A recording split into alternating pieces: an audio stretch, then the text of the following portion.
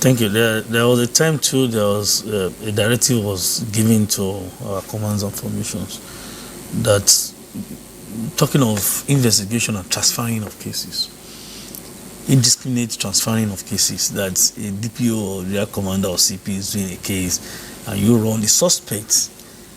For instance, in Abuja, the suspect in Abuja will run to the AIGs on 7 that I want my case to be moved, and there will not be justice. The IGP has taken many bold steps in making sure we specialize and we professionalize our investigative units.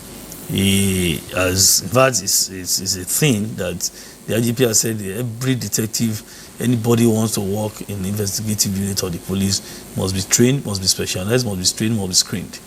He must have what it takes to be an investigator. He has done that, and it's a policy. And as I speak with you, mobilization and demobilization is going on in the first CID and down the ladder.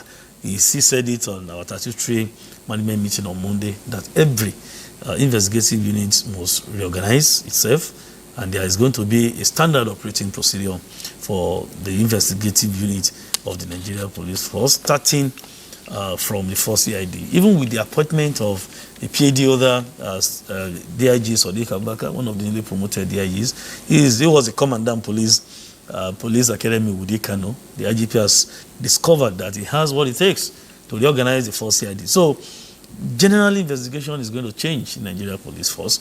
Arrest by proxy is not allowed. It's even a sin. It's an abnormality. It's a taboo to us in our profession. That a father has committed an offense and you go to the house to pick the mother or to pick the child or children, as many as possible, it is not done. It's a sin. And we will not allow that. The IGP has said it clearly. And apart from that, the issue of investigating a case and using undue force to arrest, to harass, to intimidate. Don't forget, there was a time I made a statement that IGP was pickled by some attitude of some investigators that I want to collect money from a suspect in a case, and you are listing the IGP's name. The IGP said, we have to collect 2 million naira from you, 1 million for IG, so person, first PRO, 100,000. You will now have a list, a dummy list, so that you can be able to extort the parties or one of the parties. It is not proper. It's unfair to the IG that somebody will sit down in the state, whether Oshun or Zamfara, whatever, you are using his name, you are dropping his name. Some policemen do that. Some civilians do. Do you know some people leave fat on dropping the name of the IGP? They will collect money from suspects or their relations that I want to go and beg IG in Abuja, and they will collect to the tune of 3 million, 4 million. Spoiling the name of the Special General Police. Behold, this is an IGP who doesn't even take 1 kobo from his officers to go and do what? God has blessed him as an IGP. Will IGP now say then that CPO in Lagos, give me 5 million. CP Rivers, give me 5 million. It has never happened. So it's quite unfortunate that we have certain elements. And many of them are even civilians. That's the funniest thing, that they will say this is. So the many cases that we have that are now denting the image of the force are caused and are, of course, organized by some individuals who are civilians in society, denting the name. So arrest by proxy is a sin, it's an abnormality, it's a taboo. Let me put it that way. So, and our officers and Nigerians can say that the IGP has done that, and there's no how we now have some recalcitrant officers who are very stubborn, that they are deviant. It's in every system, not limited to the police. And that's why we have our internal mechanism to punish them, identify them and punish them. Let me tell you, it's not easy for even me as a person. There was a time IG was compelled to roll out his number, personal number of the Special General Police. It's just for members of the public to have accessibility to us. I published my number.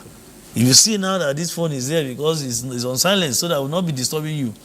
I receive hundreds of thousands of calls every day. Everybody is calling this my line, and it's always with it. So the same thing applicable to our complaint response unit. Like Oga Ejiofor said, we have lines that we are rolled out. And we are still working with NCC through the office of the NSA to see how we can have toll-free lines so that Nigerians can even enjoy this the more. But we don't have the capacity to do it. We need to work with the NCC work with NSA. NSA is taking it up, and I think very soon we're going to have all this. So, and like the Fusion Center you mentioned, where all of us always have the information center. The NSA has started it. We meet regularly and we discuss. There are some issues that even if you don't have joint press conference like we used to have in the past, we share ideas and we discuss. And most times you see that I speak more because my senior officers, my colleagues in other agencies prefer the police to speak more so that we don't militarize our democracy. Sure. Right. This is democracy, all of us, we are into it, and we are wanting people to see across the world that we have democracy in Nigeria and it must survive. Okay.